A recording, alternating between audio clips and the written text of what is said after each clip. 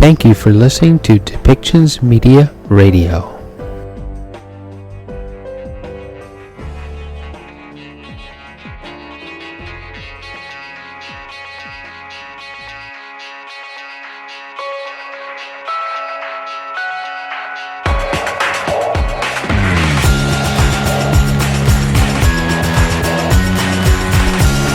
Welcome to Policy and Rights, the show about government policy and human rights.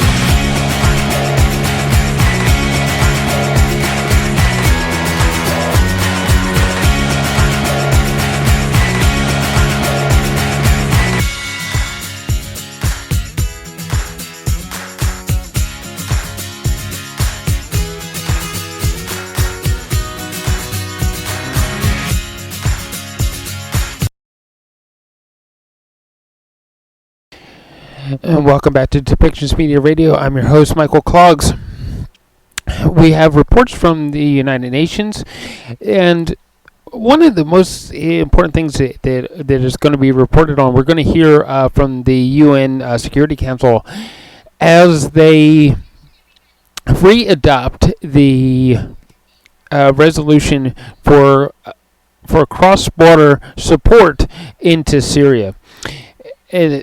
It's an ongoing issue with many people needing support that are Syrian refugees that at this point, of course, the Turkish government is not allowing them across the border, and they're in camps just on the Syrian side of the Turkey-Syria border. And there's been a number of years of suppression, abuse to the general people by the Syrian government, and this cross-border resolution is the best way to get aid to them. This is the best humanitarian effort that there is, with millions of people needing medical supplies, food, shelters, and other things, because people are just trying to get away from the oppressing Syrian government. There are also resolutions to try to put an end to the abuses that are actually happening in Syria with chemical weapons and biological agents. But most of those efforts at this point aren't exactly being successful. So that's probably the biggest story from the United Nations over that. With that being said, that there was another article that we posted from António Guterres, the Secretary-General of the United Nations, making statements about how we need to rethink our global finances so that countries that need support can find that support. And it was a very moving article that you'll find, of course, at depictions.media. We do invite you to go look for that if you haven't found that article before you found this particular podcast. That we do need, while in North America we're looking at CEOs that are making outrageous amounts of money, it isn't that the financial resources aren't available to help countries like Pakistan, of course Syria, and Haiti with their desperate need for humanitarian efforts. The money is there. It's just a matter of people sharing that money. Putting the money to where it's going to be the most useful, especially when we are faced with climate change and climate crisis. So, a lot going on with finances and the need for the right people to decide to do what is best for the human race in general. So let's listen to what was actually said on the UN Security Council floor and the UN press conference center as they all spoke.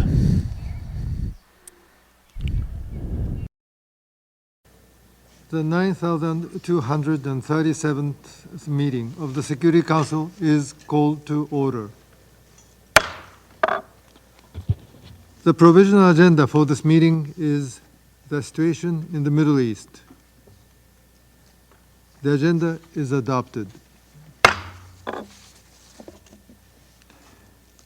In accordance with Rule 37 of the Council's Provisional Rules of Procedure, I invite the representative of the Syrian Arab Republic to participate in this meeting.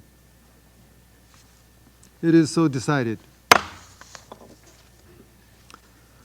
The Security Council will now begin its consideration of Item 2 of the agenda. Members of the Council have before them document S/2023/18, the text of a draft resolution submitted by Brazil and Switzerland. The Council is ready to proceed to the vote on the draft resolution before it. I now give the floor to those members of the Council who wish to make statements before the vote. I give the representative of Brazil. The floor is yours. Thank you very much, Mr. President. Mr. President, esteemed fellow members of the Council, I deliver this statement on behalf of Switzerland and Brazil. We thank Japan for convening this meeting and for providing us with an opportunity to say a few words before the vote, as the new co-pen holders of the Syrian humanitarian file in this Council. We would like to express our deepest appreciation to our predecessors, Ireland and Norway, for their exemplary efforts ahead of this important task over the last 2 years. In this regard, we must also convey our sincere gratitude to all members of the Council, past and present, for your constructive engagement and full cooperation toward the fulfillment of our shared responsibilities. To this end, and building upon such fundamental groundwork, we proceeded last week to place the draft resolution in blue. As we know, the text we are about to consider is instrumental in maintaining the flow of life-saving aid to the Syrian people.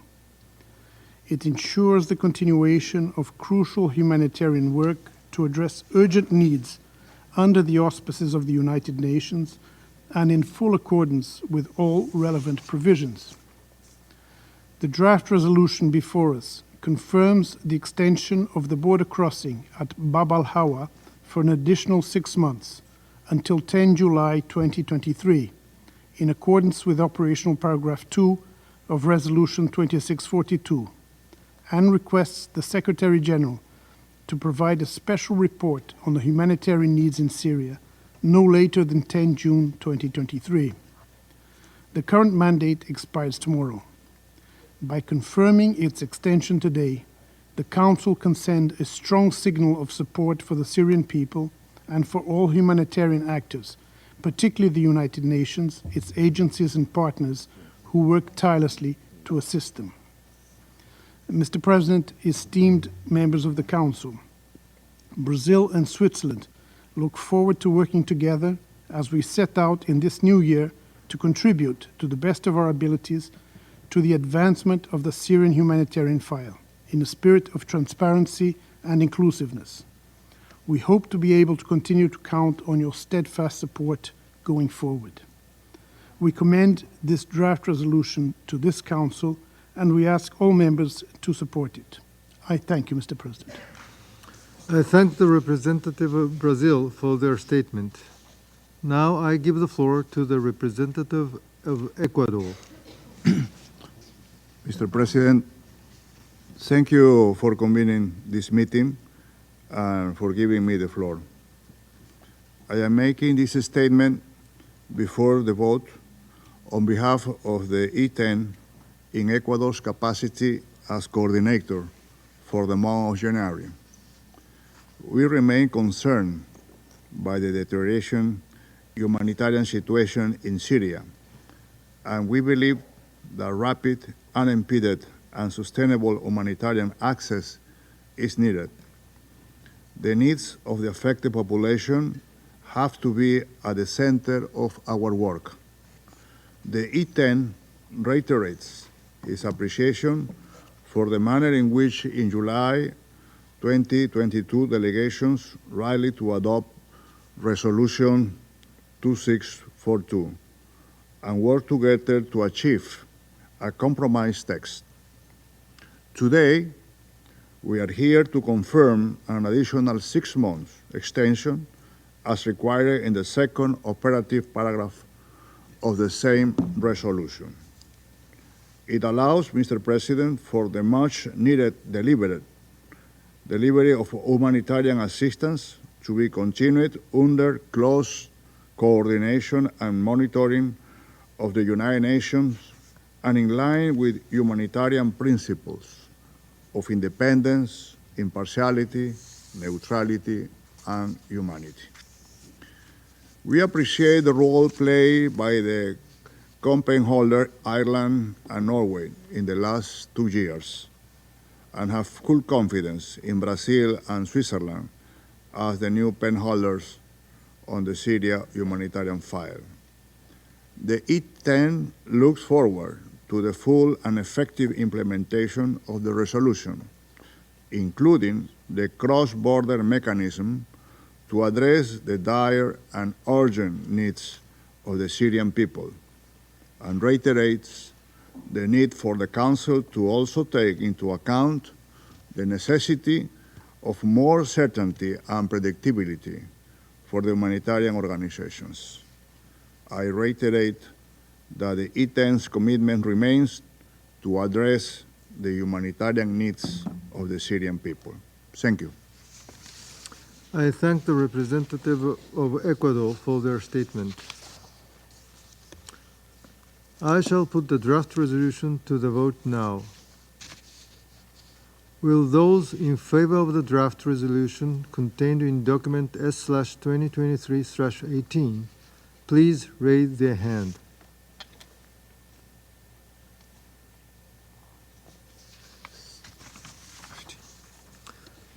The result of the voting is as follows. The draft resolution received 15 votes in favor. The draft resolution has been adopted unanimously as Resolution 2672.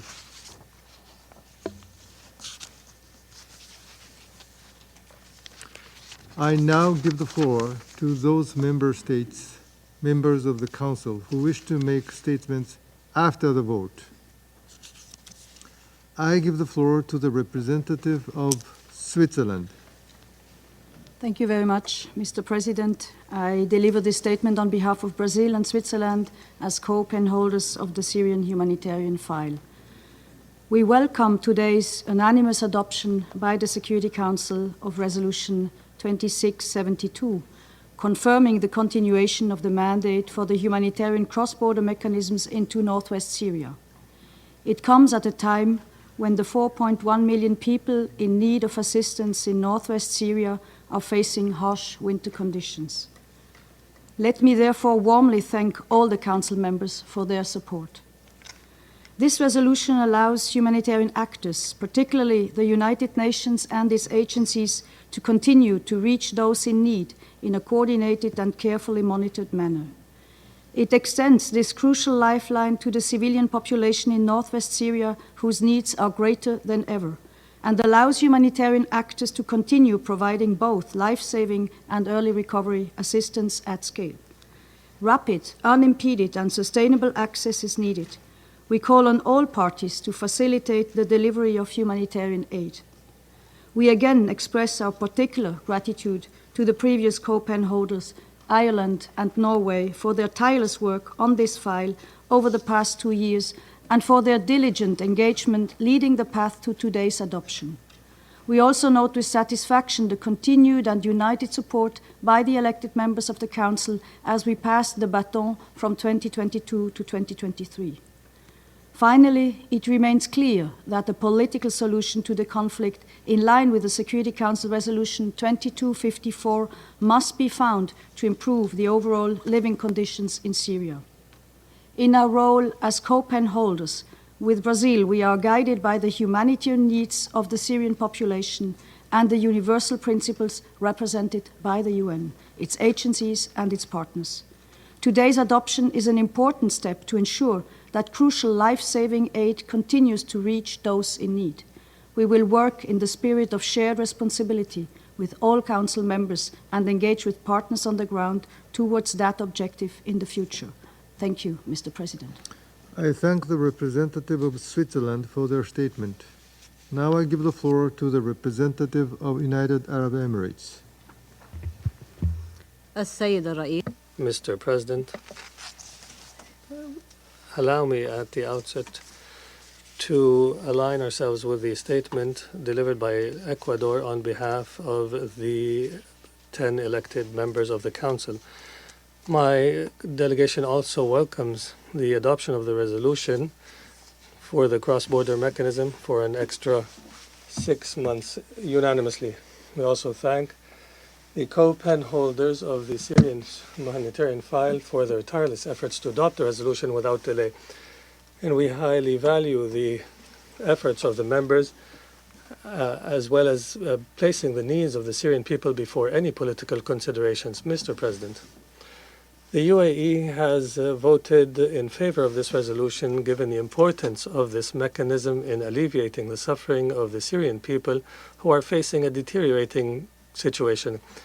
The mechanism has witnessed many changes in the past years, and there is still room to work on improving the mechanism to better respond to the current conditions on the ground. We must also find solutions that respect the sovereignty, independence, unity, and territorial integrity of Syria. This includes increasing the volume and scale of cross-line aid operations and early recovery projects in accordance with Resolution 2642 and the resolution adopted today, and particularly the provision of electricity to Syrians as an indispensable basic humanitarian need. The UAE also believes in the importance of supporting demining efforts in Syria due to the catastrophic impact of mines on civilians, especially innocent children and humanitarian workers. We will focus on this issue during the upcoming discussions on the mechanism in July and will coordinate closely with Syria's humanitarian co-pen holders and the Council members. In conclusion, we hope the Council's unity today will prevail in all tracks relating to the Syrian crisis that meets the expectations and aspirations of the Syrian people. Thank you, Mr. President. I thank the representative of United Arab Emirates for their statement. I now give the floor to the representative of United Kingdom. Thank you, President. The United Kingdom welcomes the confirmation of the UN's cross-border mandate, which will continue to provide life-saving assistance to those in need in northwest Syria. We also strongly welcome the unity of Council members in their clear support for this humanitarian lifeline. And we thank Switzerland and Brazil and Ireland and Norway for their leadership. 4.1 million Syrians rely on the food, medical supplies, and other humanitarian products that the mechanism provides. For now, they can breathe a sigh of relief in the knowledge that this support will continue. But we must ensure that we provide more certainty to them and to those UN and NGO workers who serve them. The humanitarian community consistently warns that shorter mandates result in a perpetual cycle of contingency planning, which limits the capacity to help those in need. The Secretary-General has been clear. The humanitarian imperative demands a 12-month mandate. Let that humanitarian call be the guiding principle of our future discussions. We're pleased that today the Council has played its role in supporting the Syrian people, but the people of Syria deserve more. A genuine political process in line with Security Council Resolution 2254 is the only sustainable means of ending the suffering for the people of Syria. Thank you. I thank the representative of United Kingdom for their statement. I now give the floor to the representative of United States.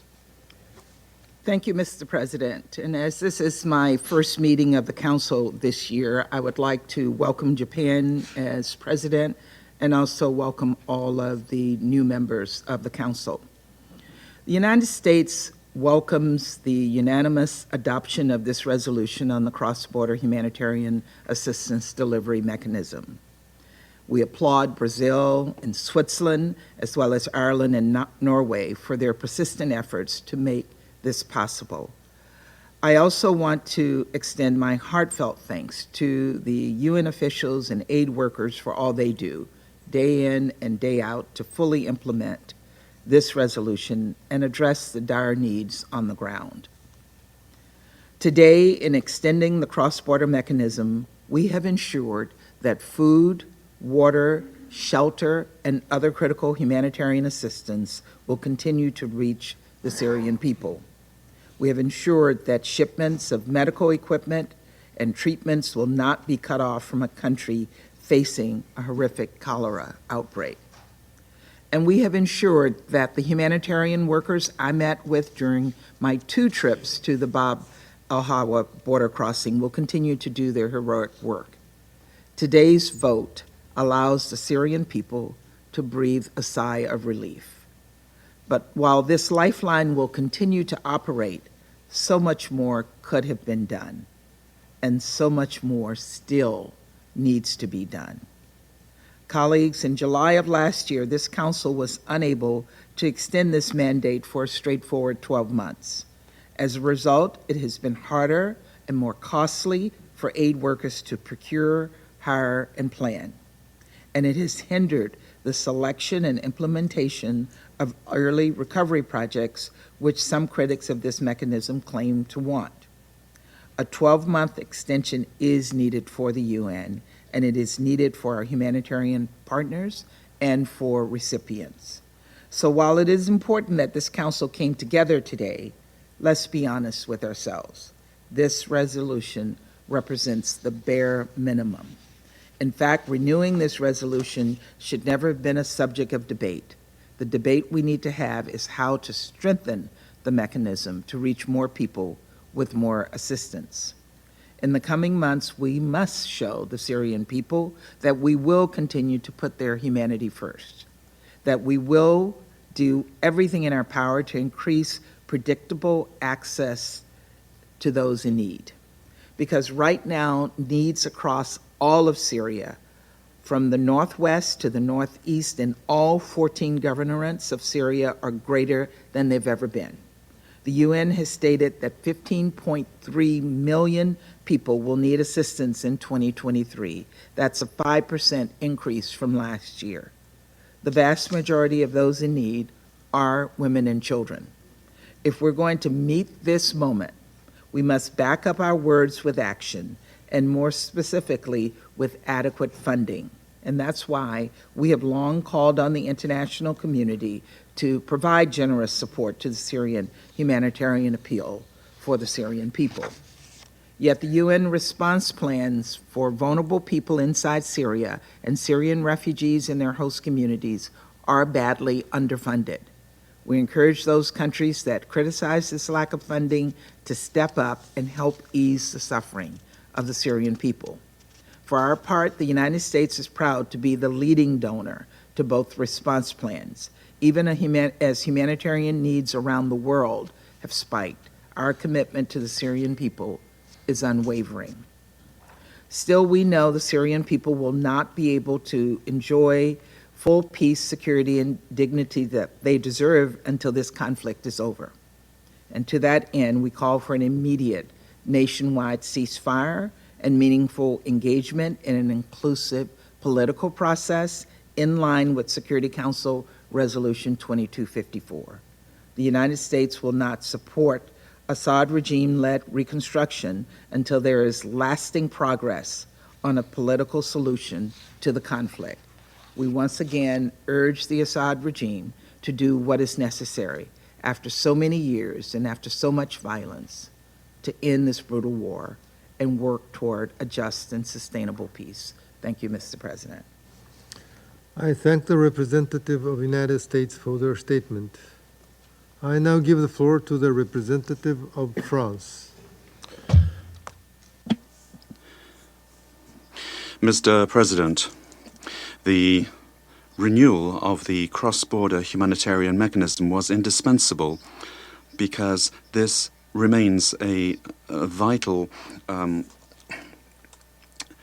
issue for millions of Syrians. I welcome the efforts of Ireland and Norway, as well as Brazil and Switzerland, to bring about a renewal of 2642, and France favors the consensus.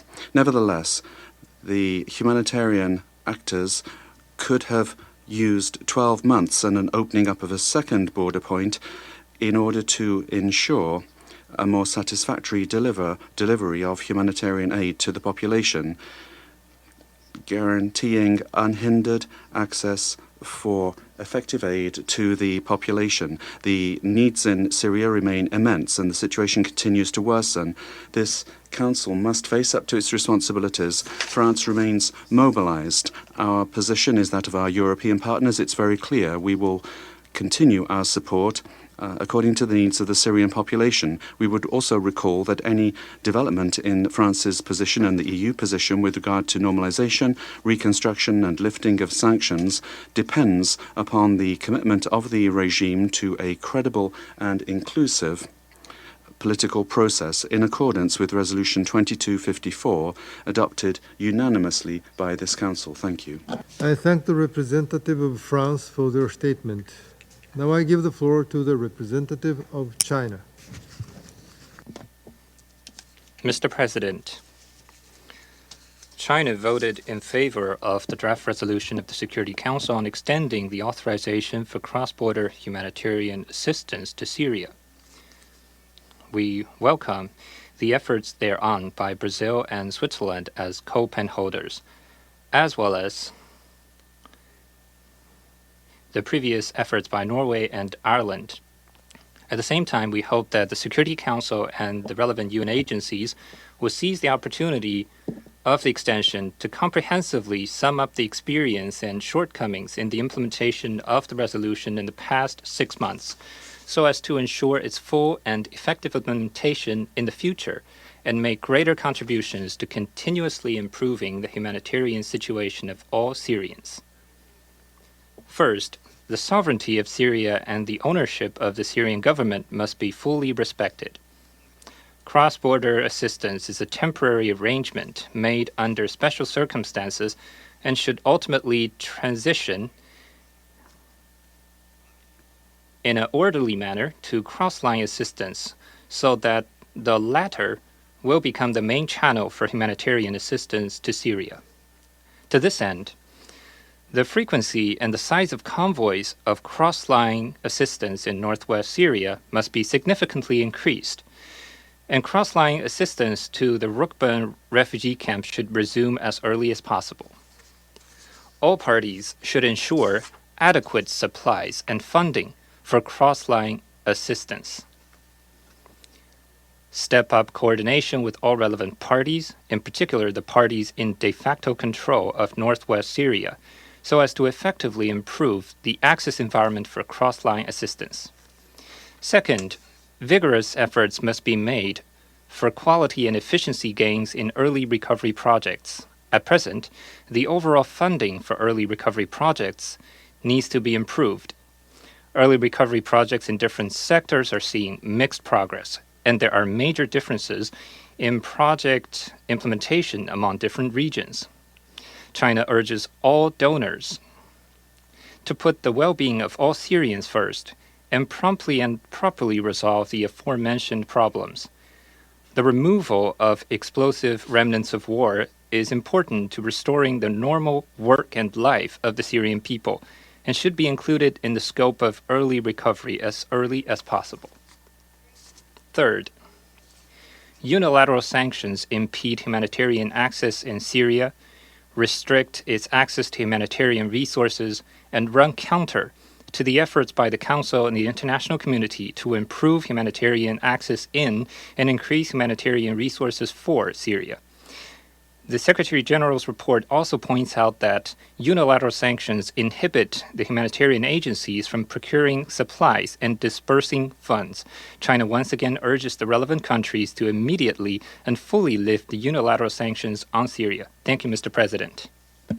I thank the representative of China for their statement. Now I give the floor to the representative of Russia.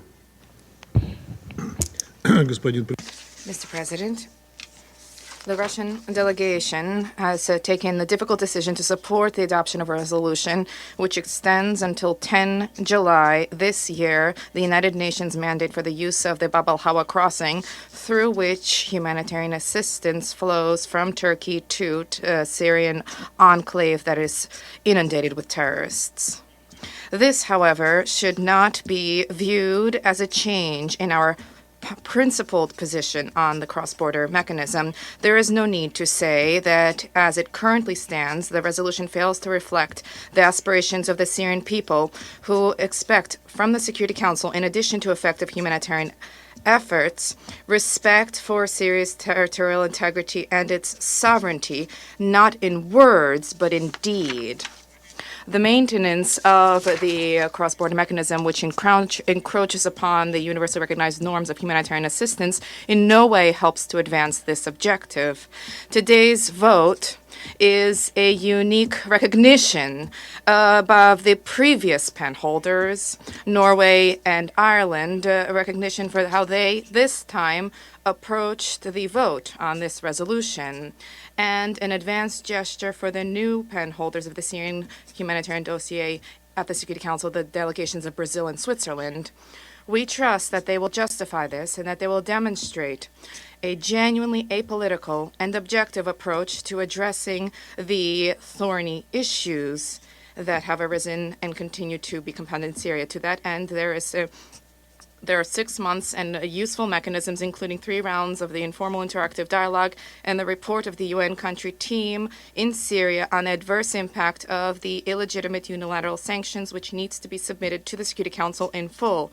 There's an important need for all to clearly understand that there can be and will be no discussion about a mechanical extension of the cross-border mechanism. Expectations for the new 6-month extension in July will only be borne out if the view and approach of members of the Security Council to the provision of humanitarian assistance in Syria will fundamentally change. At the moment, we see that Western delegations continue to be opportunistic in this approach, and they have no intention to implement in good faith the provisions of Security Council resolutions 2585 and 2642. They were not concerned about, and they are still not concerned about, the needs of ordinary citizens. All that Western colleagues are concerned about is maintenance of the cross-border mechanism as a tool for leverage and political pressure being exerted in Damascus, as well as supporting international Hayat Tahrir al-Sham terrorists who continue to capitalize on deliveries across this mechanism. Instead of providing a frank assessment about this mechanism, instead of working to improve it, our Western colleagues at the Security Council are focusing efforts on inflating the myth that deliveries through the cross-border mechanism allegedly cannot be supplanted by cross-line deliveries, which do not violate the sovereignty and territorial integrity of Syria. To this end, Western delegations, unfortunately, alongside UN agency representatives who do their bidding, do everything possible to create a smokescreen around the real statistics related to humanitarian assistance. Members of the Council were able to observe these diversionary tactics and maneuvers during 3 rounds of informal interactive dialogue. However, this even did not help to conceal the fact that in the implementation of early recovery projects in Syria, there are grave geographical imbalances observed. The facts speak for themselves. Half of the funds enter Idlib. Only 35% of the funds reach territories where the majority of the Syrian population resides. This is a stark example of the politicized approach of Western states to the issue of humanitarian assistance. Western delegations extol, including today, have been extolling their efforts on the delivery of humanitarian assistance to Syria, and they are assiduously sidestepping another exceedingly inconvenient issue, that is their criminal unilateral sanctions, which adversely impact ordinary Syrians. These specific sanctions are the main factor behind the deteriorating humanitarian situation in Syria. Essentially, Western countries are knowingly worsening the situation, striving to maximally deter the process of normalizing the situation in the country, to discredit efforts of its legitimate government. In the same vein, there have been attempts by the U.S. and allies to create artificial obstacles for the return to Syria of refugees from neighboring countries due to fears that in the event of large-scale return of its compatriots, the Syrian government will gain political dividends. We believe that it's dirty political games around Syria. They need to end, and this is not just our position, it is the will of the Syrian people. In other words, we are in favor of humanitarian assistance being delivered to all Syrians without double standards, discrimination, and for this to be done in an act of good faith, without politicization, as well as without parallel, unilateral, asphyxiating measures which invalidate any humanitarian assistance. We very much wish to hope that this seemingly straightforward, clear objective will be addressed by us and achieved by July. We urge our colleagues not to lose time and to cast aside the mantra about the alleged lack of alternative to the cross-border mechanism, which hinges solely on this unwillingness to abandon this mechanism. Thank you. I thank the representative of Russia for their statement. I shall now make a statement in my capacity as a representative of Japan. Japan welcomed the adoption of the Security Council resolution renewing the cross-border aid mechanism for another 6 months. We especially thank the tireless efforts of Norway and Ireland as former co-pen holders and Brazil and Switzerland as current co-pen holders to pave the way for this important decision.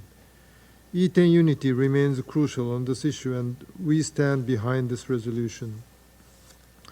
As a result of prolonged conflict surrounded by a complex political landscape in Syria and beyond, humanitarian needs in Syria have reached record levels.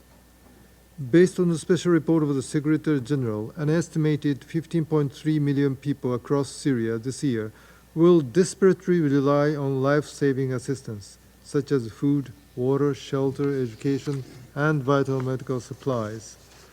We acknowledge the different views among the Council members on the effectiveness of each aid modality in Syria. However, at this moment, the existing cross-border operation through Bab al-Hawa crossing remains the most effective option, provides a satisfactory level of transparency, and meets the basic needs of Syrian people, including women and children in the northwest, at both scale and scope, as indicated by the Secretary-General's assessment. While Japan welcomes the renewal of the cross-border mechanism for another 6 months, we strongly believe that the mandate should be at least 1 year, as 6 months is not sufficient to provide the necessary assistance. Given the dire humanitarian situation in Syria, it is critical to appropriately evaluate and address the need for early recovery activities, including basic infrastructure-related projects such as electricity and water. Japan is willing to further support such early recovery programs. Additionally, cross-line assistance could complement cross-border assistance through meaningful cooperation by the Syrian government and other relevant actors based on this resolution. However, the cross-border mechanism remains a vital lifeline for millions of Syrians. Finally, the Council must prioritize the needs of Syrian people and expand its assistance through all available modalities. Japan will continuously support Syrians based on the concept of human security, because it is our duty to alleviate the humanitarian crisis, placing people at center and leaving no one behind, while continuing to seek a political solution to the Syrian conflict in line with United Nations Security Council Resolution 2254. I thank you.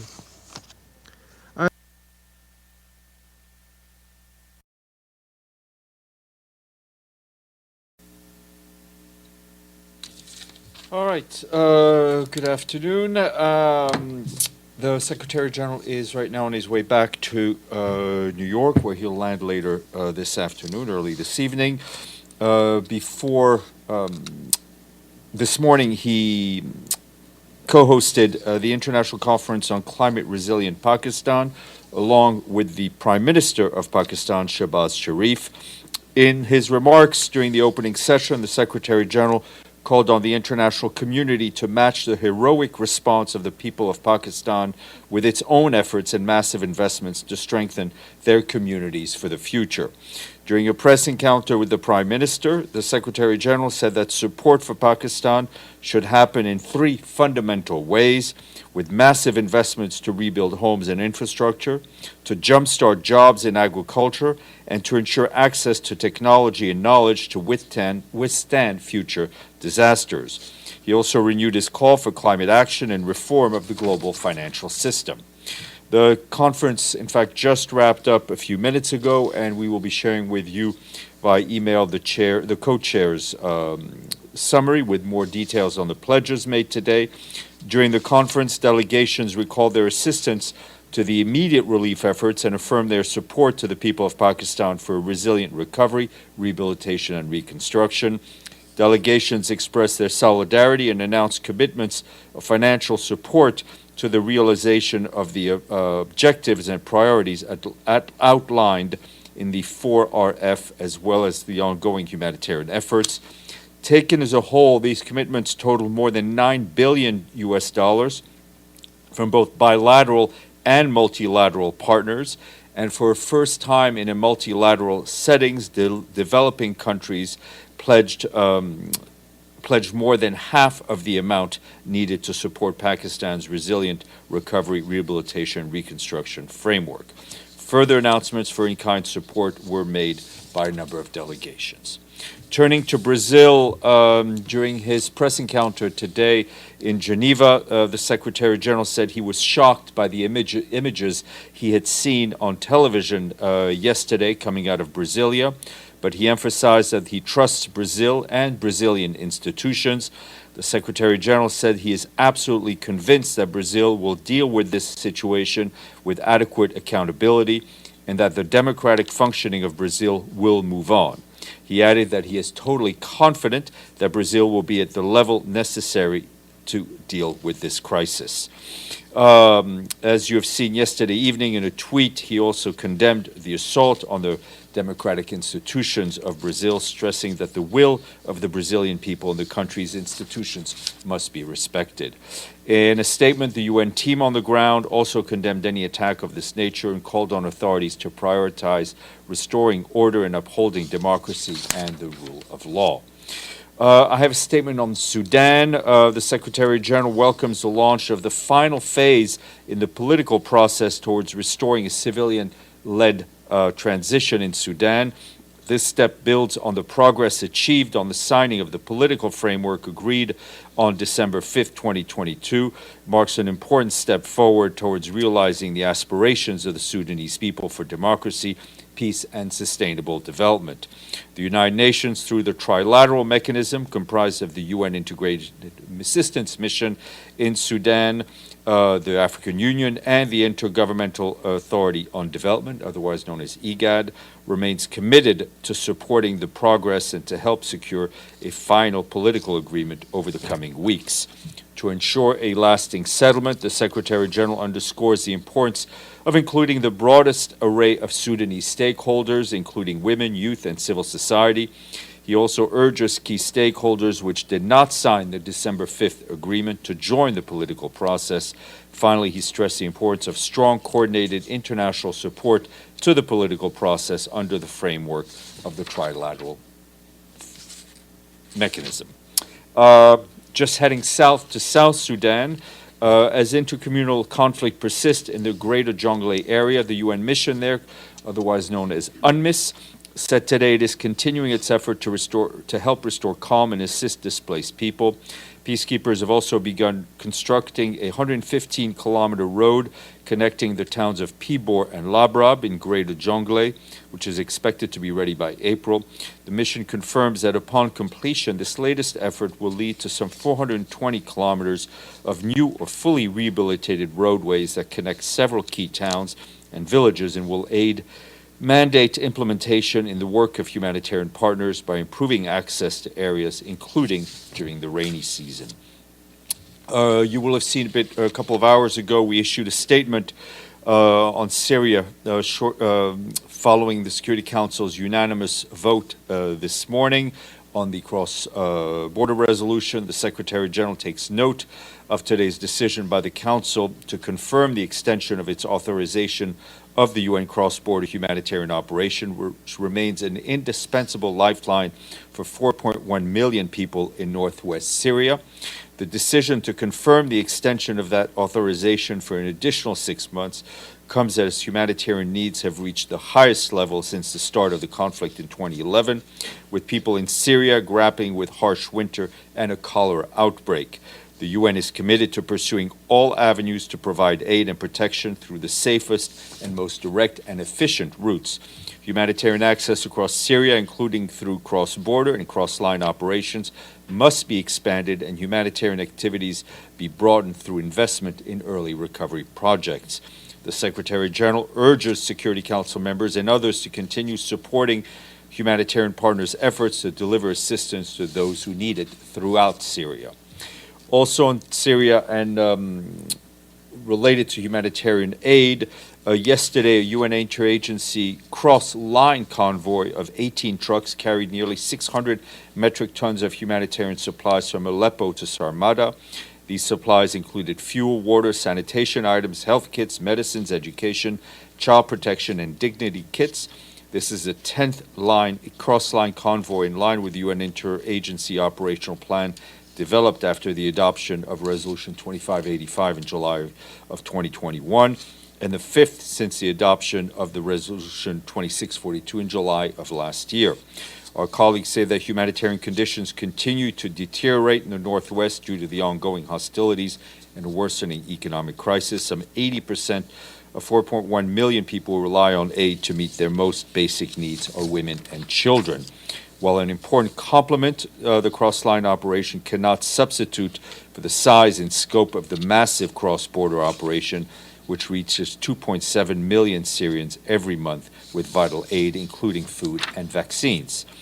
Quick note on Ukraine, where on Saturday, UN humanitarian colleagues were able to send a convoy with life-saving assistance to Orikhiv in Zaporizhzhia Oblast to support people who have not been able to access, we've not been able to access due to intense fighting. The supplies on the convoy were from the UN Migration Organization, UN Refugee Agency, UNICEF, and WHO. Just on Côte d'Ivoire, as we made clear over the weekend, we welcome the return home from Mali of the 46 Ivoirian soldiers and commend Togo and the region for all their efforts in securing this outcome. And a quick note from Burundi, where the acting resident coordinator, John Akbor, is stepping up the UN team is stepping up its response efforts as health authorities declare a cholera outbreak last week. WHO and UNICEF and our partners have distributed drinking water and installed water bladders to 5,700 households in impacted communities, also supplying 7,500 households with chlorine tablets. They also help disinfect 7,500 households in public spaces, including health centers, schools, and markets. Around 2,300 households received water and sanitation kits, such as jerry cans, soaps, and buckets. UNICEF and WHO also provided 9 treatment kits and 2 testing kits to health authorities with the capacity to treat up to 900 cholera cases. Our team is also supporting radio stations to boost preventive messages, mobilize partners for door-to-door sensitization and hygiene promotion. Lastly, some good news from our friend at the World Meteorological Organization and UN Environment Program. We don't often get good news from them. They tell us that the ozone layer is on track to recover within 4 decades. In a new report, a UN-backed scientific panel confirmed that the phase-out of nearly 99% of banned ozone-depleting substances has succeeded in safeguarding the ozone layer, leading to a notable recovery of the ozone layer in the upper stratosphere and decreased human exposure to harmful ultraviolet rays from the sun. UNEP says the impact of the Montreal Protocol, the international treaty designed to protect the ozone layer, which entered into force in 1989, cannot be overstressed.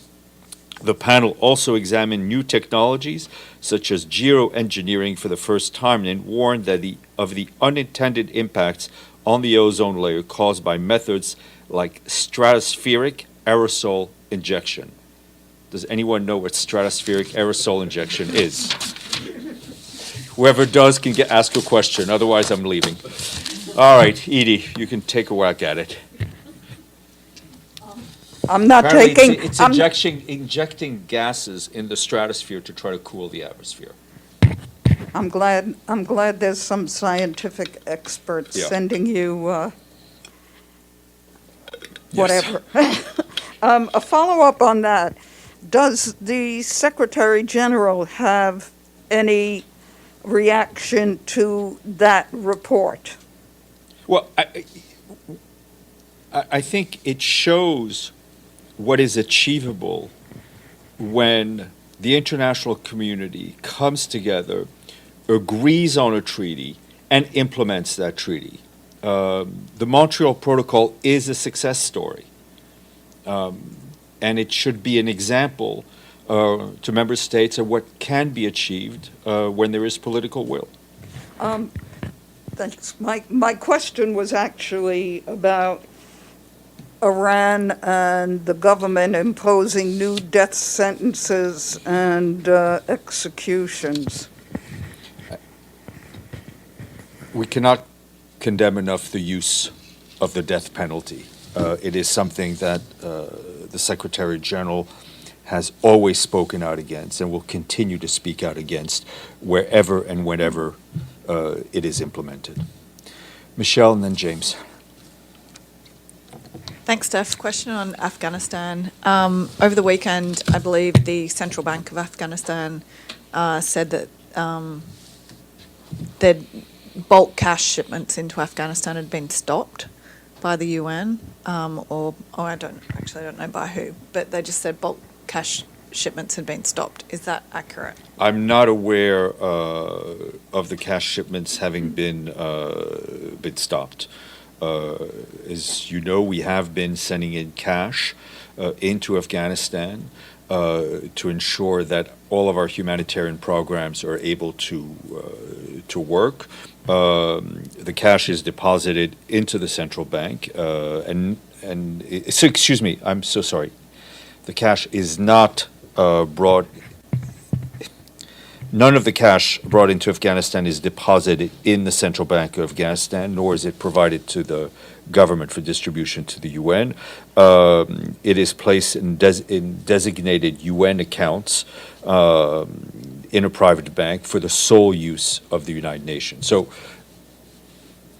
to clear up the Monday morning lack of clarity, we do bring in cash into Afghanistan. It does not go into the central bank.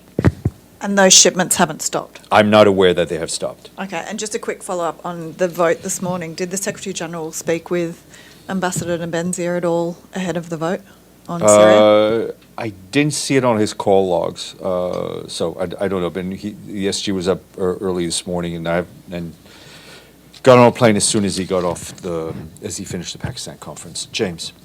Couple of follow-ups and then a question. On Iran, you're condemning it in the strongest terms from this podium, but what is the Secretary-General doing?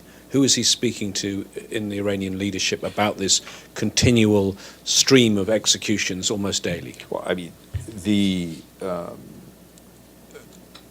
fact that the message publicly and privately is the same. We are being very public about our stance. Every chance the Secretary-General, every time the Secretary-General has spoken to an Iranian officials, he has expressed his concern about the overall situation regarding the demonstrations that we have seen, among others. And on Mali and the pardoning of the Ivorian soldiers, I mean, I know that they were not technically part of the UN mission, MINUSMA, but they had some sort of ancillary role. Can you clear up for us now that they are pardoned what the problem was? Because clearly somewhere the system broke down and the right people weren't told the job that they were doing. Can you explain what happened for the sake of transparency and for lessons learned? I don't have any further information to share with you on that. I will see what I can get for you for the sake of transparency and lessons learned. Okay. And South Sudan, a story that's across the internet, which seems amusing, which is the president, Salva Kiir, wetting himself at a public event filmed by state television. And 6 staff, though, of the state television have now been detained. Surely it's the duty of the media to cover everything that public figures do, their successes, their failures, their incompetence, dare I say it, even their incontinence. What is the Secretary-General's reaction to these arrests? Look, not for us to comment on the actual incident, but it is very concerning that these journalists have been detained for doing their job. And I think our mission on the ground is trying to get more details to their whereabouts and to ensure that they are treated properly. Madame. Monsieur, 2 minutes ago, you told us that when the international community comes together, it do good, right? Why is the international community not coming together to stop the killings in Iran of those young people? Why not? Ask 193 ambassadors. I mean, I've told you what our position is. Ask all. You have 193 permanent representatives here. Ask each one of them. Deji. Steph, first couple of follow-ups. First, on the pass of the resolution, the statement read that the Secretary-General take notes of this resolution result. Does he welcome this resolution or not? Look, it is obviously much better than the alternative, right, if we did not have a resolution. And it allows us to continue to provide essential aid through cross-border, as we also continue doing cross-line, as we did just Sunday. I think what is always more helpful to us in all of these situations is to have longer mandates, because it helps with planning, and it helps with longer-term planning in terms of all sorts of resources. But it is obviously a positive development that the resolution was approved, and I should underscore, approved unanimously. And today, the Russian ambassador, Mr. Nebenzia, also said in his explanation of vote, he said that it's unfair to have the early recovery projects, half of them, if I remember correctly, 50% of the early recovery projects were in Idlib. He said it's unfair. Any response from the UN on that?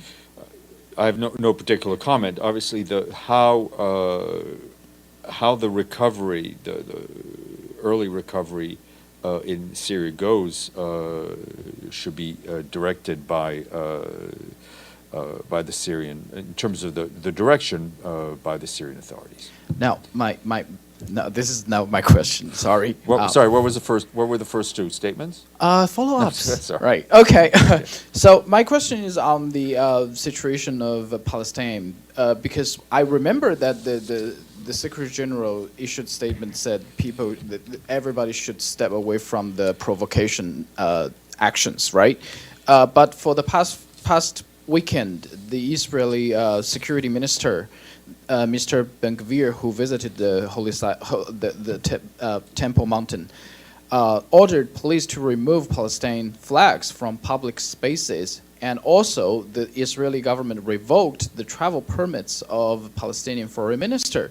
Do you consider this a step away from provocation? Look, on the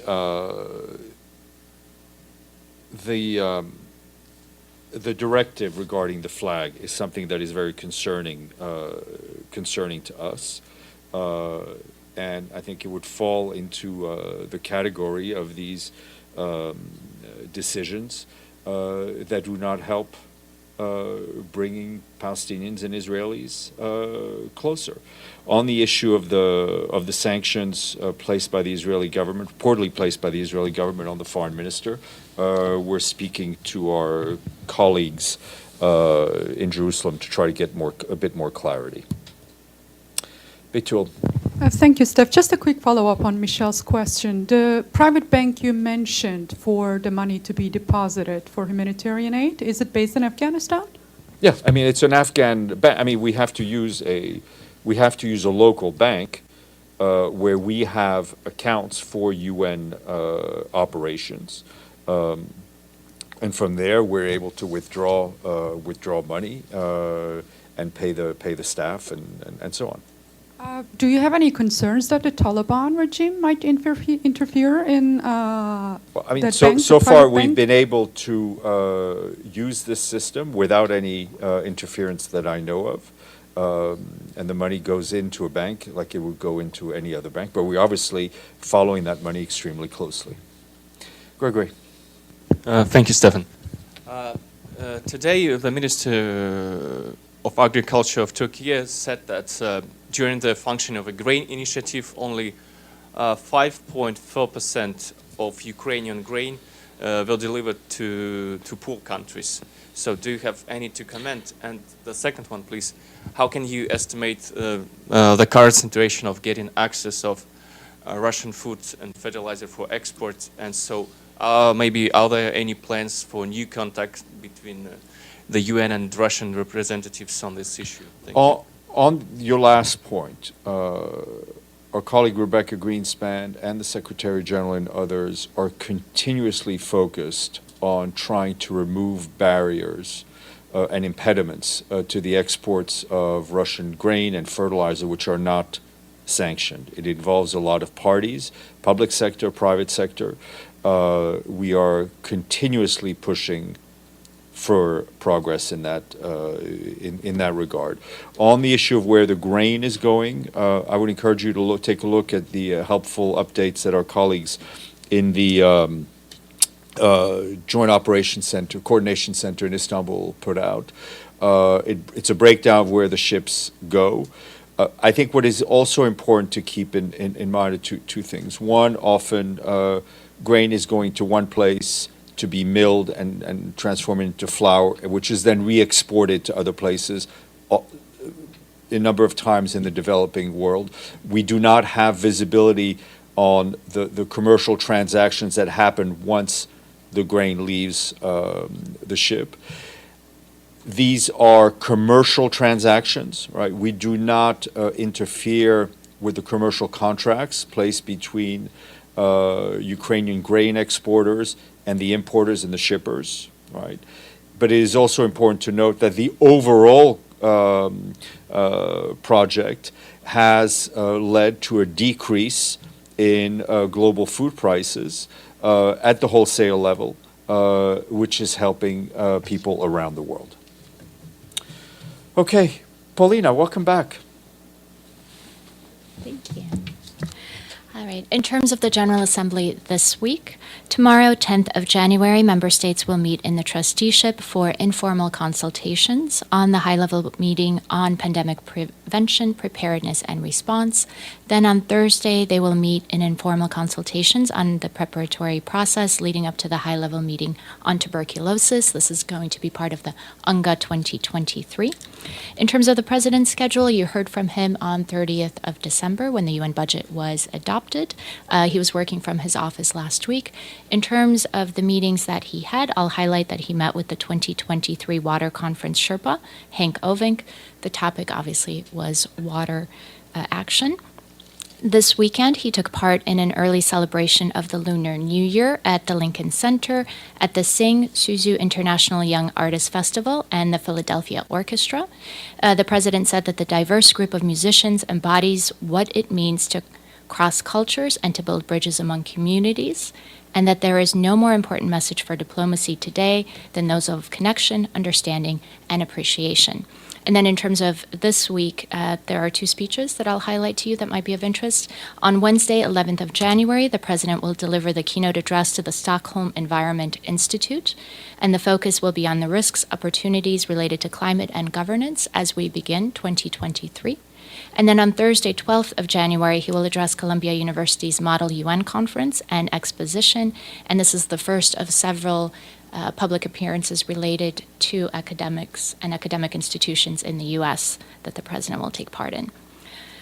Speaking of young people, you'll have seen an announcement of the new cohort of youth fellows. Our office is welcoming 6 young professionals, 3 women and 3 men, from Africa, Asia Pacific, Latin America, and the Caribbean, specifically from Armenia, Botswana, Cuba, Maldives, Rwanda, and Samoa. And the fellows were selected from 42 different applicants by an independent panel comprised of a member state, UN representatives, and civil society. And this fellowship, as you know, is done in partnership with the UN Institute for Training and Research.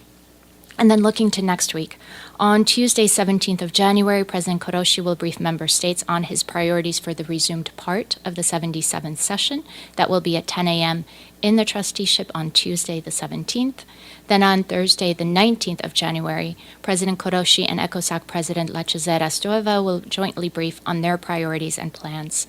And then, just so you have it on your calendar, on Monday, 6th of February, is when the Secretary-General will be briefing the General Assembly on his priorities. That's everything I have for you today. Anything for me? Yes? Thanks, Paulina. Has there been any sort of advancement on discussions around a possible special tribunal for Ukraine that you're aware of? There's nothing for me to report on that. Yep. Draft resolution from Vanuatu and others on climate and referral to the ICJ. Any timing on that? I don't have one, but I'll definitely follow up. Thanks. Yeah. All right. If nothing else, thanks very much. So thank you for listening to Depictions Media Radio, and we ask at this time that you do find that subscribe button so you can get continued updates from wherever you receive your podcast from.